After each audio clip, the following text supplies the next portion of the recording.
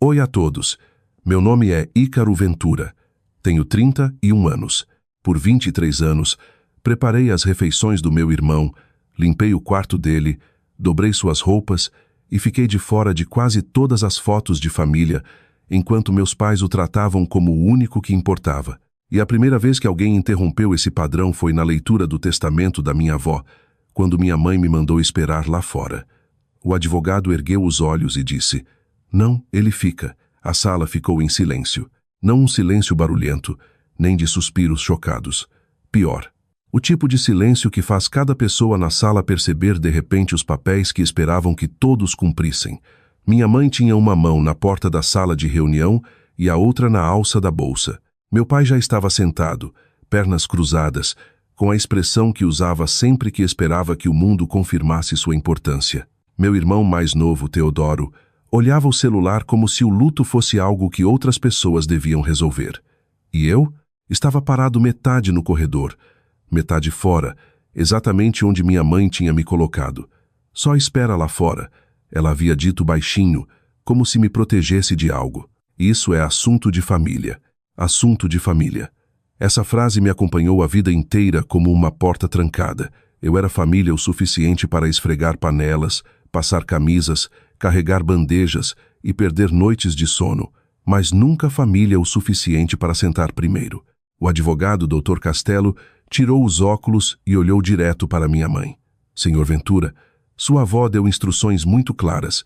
Ícaro permanece na sala durante toda a leitura." Minha mãe piscou. Meu pai se endireitou na cadeira. Teodoro finalmente ergueu os olhos. E pela primeira vez na vida, senti algo pequeno e perigoso se desenrolar dentro de mim, porque minha avó estava morta havia 6 dias e ainda era a única pessoa na família que sabia exatamente onde eu pertencia. Mas a verdade é que aquela sala não começou com o testamento dela.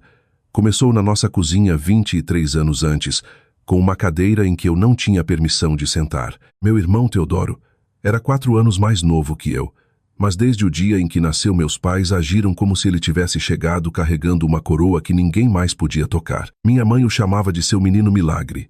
Meu pai o chamava de futuro da família. Eu o chamava de Teodoro porque alguém precisava chamar. Quando eu tinha 8 anos, já preparava o pão dele antes da escola. Aos 10, separava as roupas dele. Aos 12, sabia como ele gostava do sanduíche de queijo, quanto tempo deixar as meias no micro-ondas, quando ele dizia que estavam frias, e exatamente quão rápido eu tinha que limpar o banheiro de cima antes que minha mãe chegasse do trabalho e encontrasse motivo para dizer que eu era preguiçoso. Teodoro nunca teve tarefas. Teodoro tinha potencial. Essa era a linguagem da nossa casa. Ele precisava descansar para o futebol. Precisava de espaço para os estudos. Precisava de calma porque meninos eram diferentes. Se ele deixava pratos na pia, me mandavam parar de implicar. Se eu deixava um copo na mesa, minha mãe ficava na porta e dizia: "Você vai ser um péssimo marido se continuar agindo como mimado." Mimado. Eu tinha 13 anos quando essa palavra me fez rir por dentro, porque nessa altura eu já tinha entendido algo importante. Pessoas como meus pais acusam a criança errada de egoísmo quando tentam esconder de onde vem todo o serviço. O estranho é que nada disso parecia dramático de fora. Não havia brigas gritadas todo dia, nenhuma crueldade sensacional. Por isso famílias como a minha sobrevivem tanto tempo em público. Tudo era polido, quieto, explicável. Teodoro ganhou o quarto maior porque era menino. Eu aprendi a cozinhar porque era bom para mim. Fiquei em casa nos bailes porque alguém tinha que ajudar a vovó depois da cirurgia no quadril. Embora, de algum jeito, Teodoro nunca estivesse disponível para esse tipo de amor. E vovó viu tudo. Não de uma vez. Não num momento de filme em que ela entrava e me salvava. Ela via do jeito que mulheres mais velhas costumam ver a verdade. Reparando em quem está sempre de pé enquanto todo mundo está sentado. Ela reparava que eu servia o prato de todo mundo nas festas e comia por último. Reparava minha mãe me chamar da sala para encher o copo de Teodoro enquanto ele estava mais perto da cozinha do que eu. Reparava que, quando parentes vinham, meu pai se gabava do futuro de Teodoro, mas me apresentava dizendo: "Ícaro é uma grande ajuda para a mãe dele." Uma ajuda, como se eu não fosse filho, mas um acessório da casa. A primeira vez que vovó contestou abertamente, eu tinha 16 anos. Teodoro derrubou uma tigela cheia de feijoada no tapete da sala e minha mãe virou automaticamente para mim. Ícaro, limpa isso. Vovó, da poltrona perto do abajur, disse: Por quê? A mão dele está quebrada? Ninguém se mexeu. Teodoro riu sem graça. Meu pai disse: Ah, vai, mãe. Mas vovó continuou olhando para ele. Não para mim. Ele tem 2 braços, Shirley. Ele também, Thomas. Engraçado como a única pessoa que vocês treinaram para se mover nesta casa é o menino. Aquela frase ficou no ar como fumaça. Nada mudou da noite para o dia. Famílias como a minha nunca mudam da noite para o dia. Elas se adaptam em torno da exposição. Depois disso, minha mãe ficou mais cuidadosa na frente da vovó. Meu pai a chamava de antiquada quando ela reclamava. Teodoro ficou envergonhado por talvez uma semana e depois voltou a deixar tigelas na pia e toalhas no chão, porque sistemas são fáceis de manter quando são feitos para o seu conforto. Ainda assim, algo tinha mudado. Vovó começou a me ligar direto, me convidar para almoçar, me dar dinheiro dobrado só para mim, não para a casa, fazer perguntas que ninguém mais fazia, como se eu algum dia me cansava. Eu sempre dizia que estava bem. Essa era a resposta que filhos como eu eram treinados para dar antes mesmo de saber a pergunta. No último inverno, vovó ficou doente de verdade. Não dramático no começo. Apetite menor, mais cochilos, uma internação que virou 2. O tipo de declínio que ensina uma família exatamente quem ela é. Meus pais apareciam quando havia papéis para assinar ou parentes para impressionar. Teodoro veio 2 vezes, sempre com pressa. Eu era o que ficava nas tardes longas, creme nas mãos dela, chá frio na cabeceira, ouvindo quando a voz dela baixava e ficava honesta. 3 dias antes de morrer, ela apertou meu pulso e disse: Quando eles começarem a arrumar as coisas depois que eu for, não deixe eles te colocarem no corredor. Achei que era emocional. Não percebi que era literal. Agora, parado na porta da sala de reunião com a mão da minha mãe ainda apertando a bolsa, eu entendi. Dr. Castelo abriu uma pasta, olhou para mim e tirou um envelope lacrado do bolso interno. Meu nome estava escrito na frente com a letra da vovó. Doutor, Castelo não me entregou o envelope. Ele mesmo abriu. Isso importava porque, no momento em que o lacre quebrou, a sala parou de ser da minha mãe para controlar. O papel dentro era creme, dobrado uma vez, a letra inclinada da vovó no topo da primeira página. Mesmo antes de começar a ler, minha mãe disse: Isso parece desnecessário. Dr. Castelo olhou para ela por cima dos óculos. Sua mãe não achou. Então começou. Se Shirley tentou colocar Ícaro no corredor, então eu estava certa sobre mais do que queria estar. Minha mãe ficou imóvel. Meu pai soltou o mais suave suspiro pelo nariz, o som que fazia quando uma mulher era inconveniente por escrito. Castelo continuou: Leia isso na frente de todos, porque se minha família fez uma coisa consistentemente, foi pedir a Ícaro para fazer o trabalho em privado e engolir o insulto em silêncio. Quero só uma vez que a sala ouça tudo inteiro. Ninguém se mexeu. Teodoro parou de fingir que não escutava.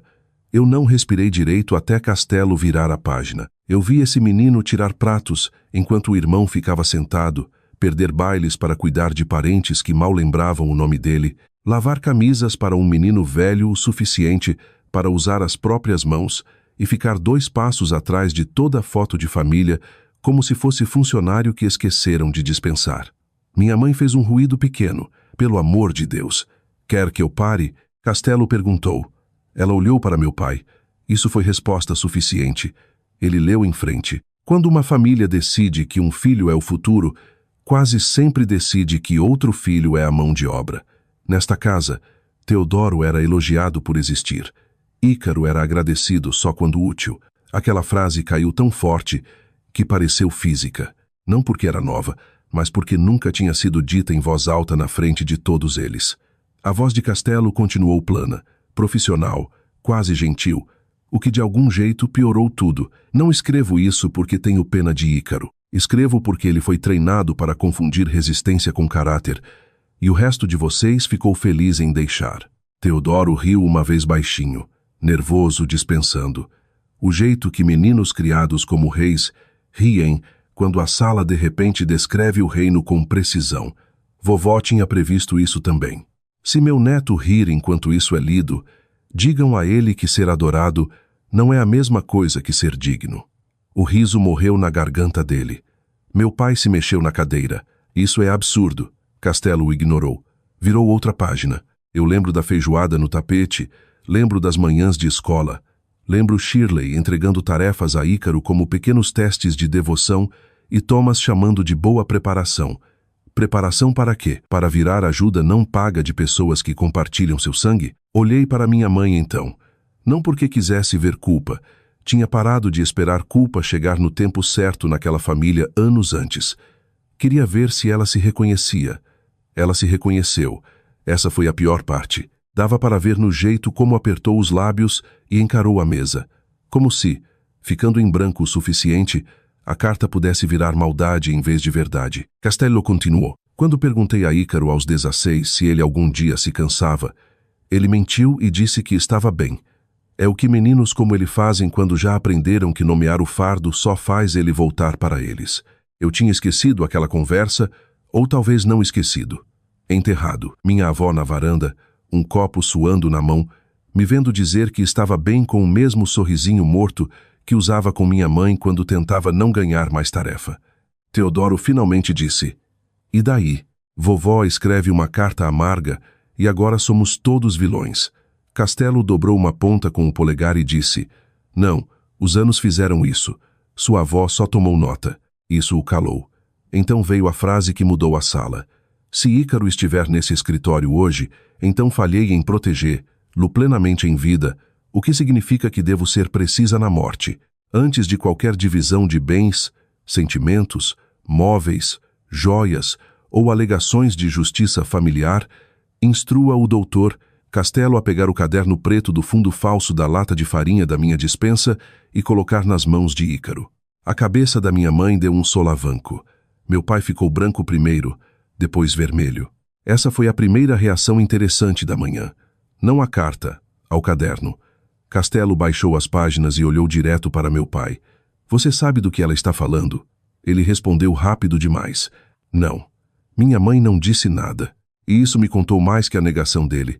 Porque minha mãe tinha muitos talentos, mas surpresa não era um que vestia bem. O que cruzou o rosto dela não foi confusão, foi pavor. Castelo dobrou a carta com cuidado, colocou ao lado da pasta e disse: "Vamos pausar a leitura." "Para quê?" Meu pai exigiu. "Para pegar o caderno que sua mãe claramente considerou relevante." Teodoro bufou. "Isso é loucura. Provavelmente é algum caderno velho de compras." Castelo olhou para ele do jeito que médicos olham para idiotas confiantes na emergência. "Vai ser fácil confirmar." Então virou para mim. "Senhor Ventura, sugiro que venha comigo." Minha mãe se levantou tão rápido que a cadeira arranhou o chão. "Isso não é necessário." A expressão de Castelo não mudou. "Pelo contrário", disse. Sua mãe foi muito clara. "Ícaro fica." E pela primeira vez na vida, meu pai me olhou não como ajuda, não como plano de fundo, não como filho que podia mandar do outro lado da sala, mas como alguém que talvez já segurasse a ponta errada da história. Meu pai se levantou tão rápido que a cadeira bateu na parede. "Vocês não vão entrar naquela casa mexendo na despensa da minha mãe como ladrões de túmulo." Castelo nem piscou. Então era melhor ter torcido para ela deixar instruções menos específicas. Foi o momento em que minha mãe cometeu o erro. Não grande, só uma frase rápida demais. "Não vai estar lá." A sala virou para ela. Meu pai olhou para ela. Teodoro olhou para ela. E Castelo, que passara os últimos 15 minutos parecendo paciência de gravata, finalmente deixou um pouco de aço na voz. "Isso é uma coisa muito interessante de saber com tanta certeza, Saraventura." Ela abriu a boca, fechou e tentou o velho truque da família de transformar velocidade em inocência. Só quis dizer que minha mãe mudava as coisas o tempo todo no fim. Ninguém acreditou plenamente, não limpo. Porque existe diferença entre confusão e conhecimento prévio, e minha mãe tinha acabado de pisar nela de salto. Castelo chamou o assistente, pediu uma testemunha do escritório, depois me pediu para ir com ele até a casa da vovó. Meus pais seguiram no carro deles. Teodoro veio também, reclamando o caminho todo como se o incômodo tivesse acontecido com ele. A casa parecia errada sem a vovó. Não assombrada, só silenciada. O tipo de silêncio que se instala quando a única pessoa na família que dizia a verdade foi removida da sala. A cozinha ainda cheirava levemente a óleo de limão e chá. O pote de biscoitos de cerâmica ainda estava perto do fogão.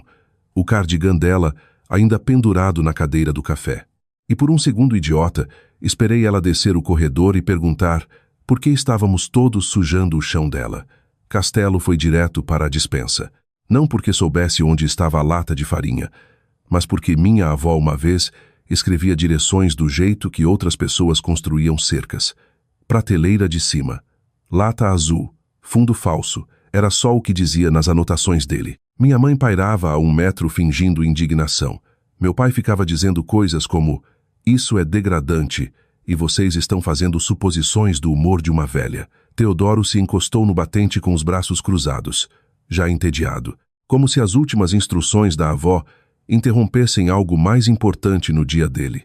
Castelo puxou a lata azul de farinha, esvaziou metade numa tigela do balcão, depois bateu o fundo uma vez com um nó do dedo. Oco! Ninguém falou. Ele enfiou uma faca de manteiga na borda interna e levantou. O fundo falso subiu limpo. Dentro estava o caderno preto. Minha mãe sentou de verdade. Foi assim que soube que ela já tinha visto. Não lido, talvez, mas visto. Sabia o suficiente para ter medo. A capa estava gasta nas bordas. Letra da vovó na frente. Registro da casa. Particular. Castelo abriu na mesa da cozinha. As primeiras páginas pareciam inofensivas. Contas de mercado, notas de contas, datas de concerto. Então virou para uma página marcada com fita vermelha e a sala mudou. No topo, na letra inclinada e caprichada da vovó, 4 palavras. O que Ícaro carregou. Ninguém se mexeu. Castelo leu em silêncio por um segundo, depois passou o caderno para mim. Não sei o que esperava, não aquilo. Página após página, datas, tarefas, horas, eventos escolares perdidos, fins de semana cancelados, refeições preparadas, cargas de roupa, visitas ao médico. Eu levava a vovó também porque meus pais estavam ocupados com Teodoro. Cuidar dos primos quando minha mãe me oferecia sem perguntar. O verão em que tinha 17 anos, tinha entradas para todo dia que Teodoro treinava para o campo de futebol. Café da manhã feito, uniforme lavado, almoço arrumado, quarto limpo, chuteiras achadas, carona combinada. Ao lado de 3 entradas, vovó tinha escrito na margem: "Mãe chamou isso de nada." Outra seção era pior: dinheiro. Meu presente de formatura da tia Denise, emprestado para compras da casa. Meu salário parcial da farmácia, levado para custos da casa, enquanto as taxas de torneio de Teodoro eram pagas integralmente. A pequena poupança para a faculdade que vovó começou para mim aos 10 anos. Encerrada, transferida.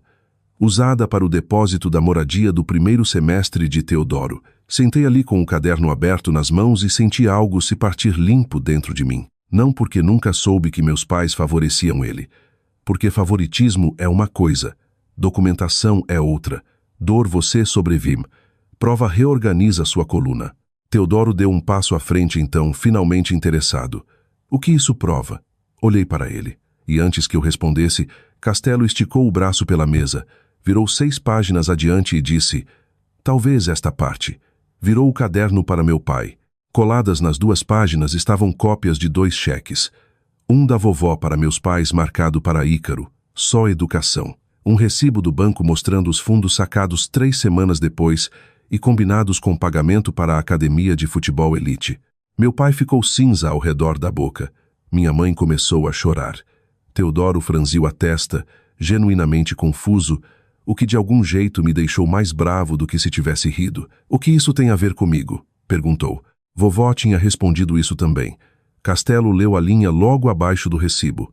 "Ele beneficia, então vai alegar inocência. É assim que filhos de ouro são construídos." A cozinha ficou completamente imóvel. Então Castelo virou mais uma página. Um bilhete lacrado estava colado na capa de trás. Do lado de fora, na letra da vovó: "Se o caderno for encontrado, leia isso só depois que eles negarem tudo." Meu pai se levantou. "Estou fora disso." Castelo pôs a mão no bilhete. "Você pode estar", disse, mas sua mãe não estava. E pela primeira vez naquela tarde, ninguém tentou impedir quando ele quebrou o lacre. O papel dentro era mais fino que a carta anterior, mas a letra mais afiada, menos carinhosa, mais final. O tipo de escrita que as pessoas fazem quando não tentam mais convencer ninguém de nada. Leu a primeira linha em voz alta. Se estão ouvindo isso, então já mentiram na minha cozinha. Minha mãe fez um som como se tivesse sido golpeada. Meu pai não sentou de novo. Castelo continuou. Thomas vai dizer que Teodoro não sabia de nada. Shirley vai dizer que Ícaro era amado do jeito dele. Teodoro vai parecer confuso porque confusão sempre foi a camisa mais limpa estendida para ele. O rosto de Teodoro corou imediatamente. Isso é ridículo, disse. Castelo leu direto por ele. Estou cansado da história da família de que Ícaro era apenas útil. Útil é trazer um prato. Útil é levar alguém a uma consulta. 23 anos de serviço, não pago dentro da própria infância, não é ajuda. É extração vestida de virtude. Ninguém se mexeu. Ouvi a geladeira zumbir. O relógio acima do fogão tic-taquear uma vez. Meu pai cruzou os braços, mas era tarde demais para a postura agora. O bilhete tinha a sala. Castelo virou a página. Vi Shirley deixar esse menino comer por último por anos. Vi Thomas elogiar o filho por respirar e a filha por esfregar panelas. Vi dinheiro de faculdade desaparecer em futebol. Compras virarem lições e todo protesto refeito como desrespeito. Se estão nesta cozinha fingindo que não lembram, então a idade não me tornou cruel, só precisa. Minha mãe chorou mais forte. Não porque as palavras eram injustas, porque eram exatas. Essa distinção importa. Castelo baixou o papel por um segundo e olhou para meu pai. Quer que eu pare? O maxilar do meu pai apertou. Não. Interessante. Talvez ainda achasse que resistência salvaria as aparências. Talvez quisesse ouvir o quão ruim podia ficar para depois chamar de exagero. Homens como ele costumam achar que sobreviver à leitura significa ganhar a discussão. Não fazia ideia do que ainda vinha. Castelo retomou. 3 anos atrás, depois que o dinheiro da educação se foi e Teodoro ainda pegava camisas limpas da lavanderia sem vergonha, mudei meu testamento. Lá estava, não a casa, não o caderno, o testamento. Meu pai ficou completamente imóvel. Minha mãe levou as 2 mãos à boca. Teodoro disse, mudou como? Castelo não respondeu, só continuou lendo as palavras da vovó. Pedi ao doutor Castelo para parar de pensar no meu patrimônio como conforto familiar e começar a pensar como correção final. Correção. Essa palavra caiu como algo metálico no azulejo. Olhei para Castelo então, e pela primeira vez naquele dia, vi no rosto dele também. Não surpresa, antecipação. Ele já sabia para onde o bilhete levava. Provavelmente soubera a manhã toda e só deixara a família entrar em cada porta na ordem que vovó pretendia. Castelo leu o próximo parágrafo mais devagar. Se Shirley chorar, deixe. Lágrimas não devolvem o que foi tomado. Se Thomas falar de justiça, pergunte se justiça algum dia exigiu que Teodoro lavasse o próprio prato. Se Teodoro disser que nunca pediu nada disso, lembre que conforto aceito por 23 anos também é escolha. Teodoro estalou então. Eu era criança. Virei para ele antes que Castelo respondesse. Você tinha 22 quando eu ainda lavava sua roupa. Isso o calou, porque as piores mentiras nas famílias geralmente não são factuais, são proporcionais. Ele queria que infância cobrisse tudo. Não cobria, nem de longe. Castelo continuou. Há uma foto no porta-retratos de Carvalho na prateleira da sala de estar do Páscoa de 15 anos atrás.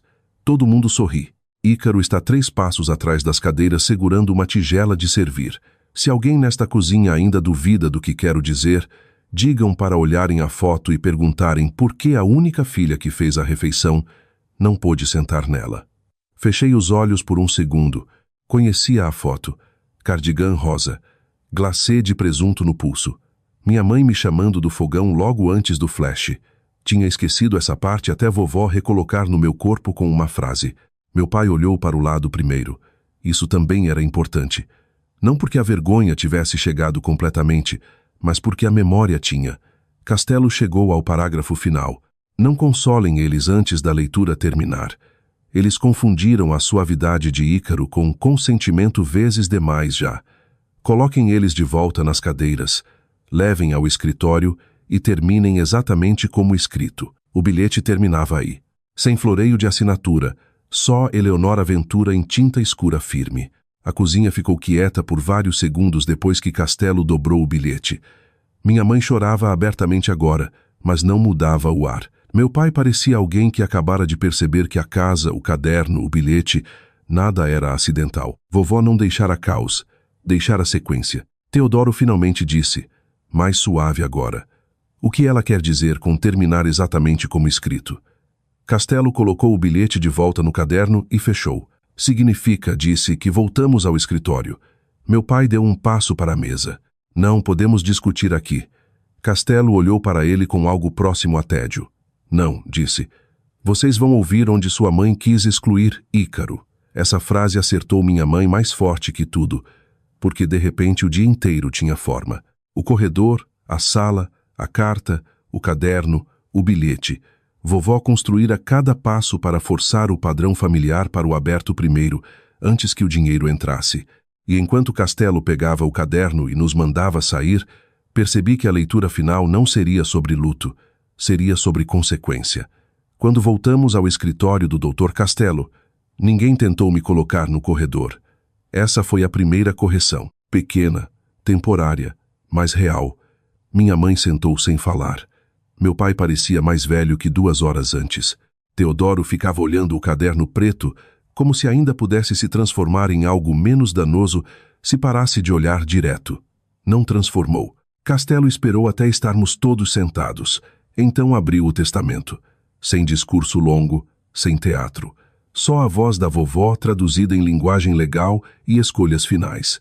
Doações específicas em dinheiro para a biblioteca da igreja e o abrigo de mulheres. A aliança de casamento para a tia Denise. O relógio antigo para o irmão dela.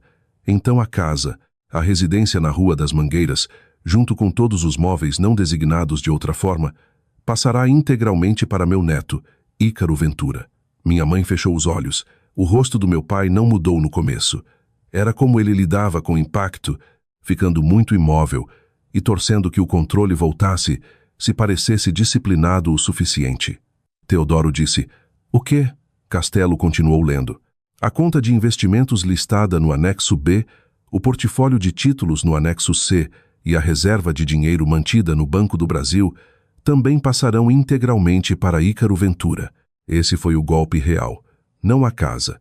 O fato de que vovó não deixara um confortinho de compromisso que eles pudessem usar para chamar o resultado de injusto, sem fundo compartilhado, sem divisão equilibrada, sem pote familiar para meus pais supervisionarem enquanto elogiavam o futuro de Teodoro e me designavam gratidão como dever.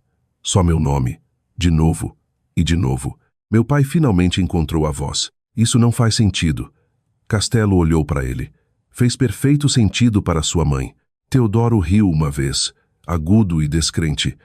Então ela deu tudo para Ícaro porque lavava pratos? Virei para ele antes que Castelo respondesse. Não, disse.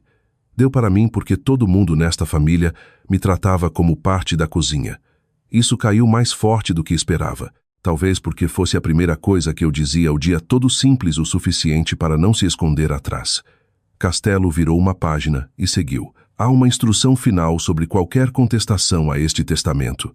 Claro que havia. Vovó nunca pusera uma mesa sem planejar a limpeza. Se qualquer beneficiário contestar este testamento ou tentar pressionar Ícaro Ventura para a redistribuição privada fora do conselho, a parte restante dessa pessoa será revogada e redirecionada para o Fundo Eleonora Ventura, para meninas em moradia transitória.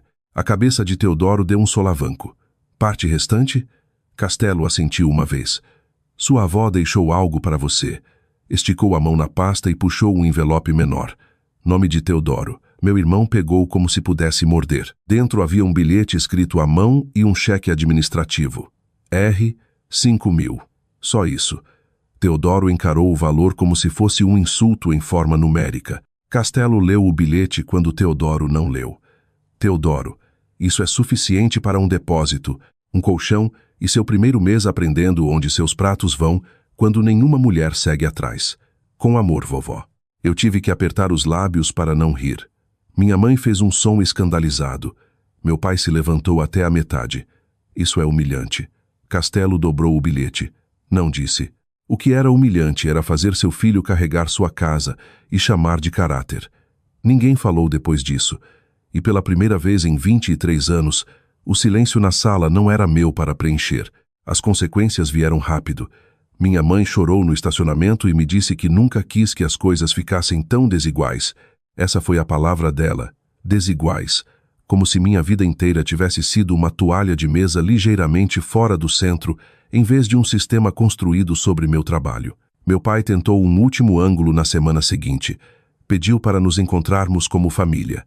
Concordei só porque Castelo me disse para nunca encontrar um homem desesperado sozinho quando há herança na mesa. Papai sentou na minha frente num restaurante e falou por 14 minutos, sem dizer uma vez as palavras: eu estava errado. Disse que vovó tinha sido emocional, que deixou rancores velhos colorirem o julgamento, que eu não era o tipo de pessoa que precisava de todo aquele dinheiro mesmo.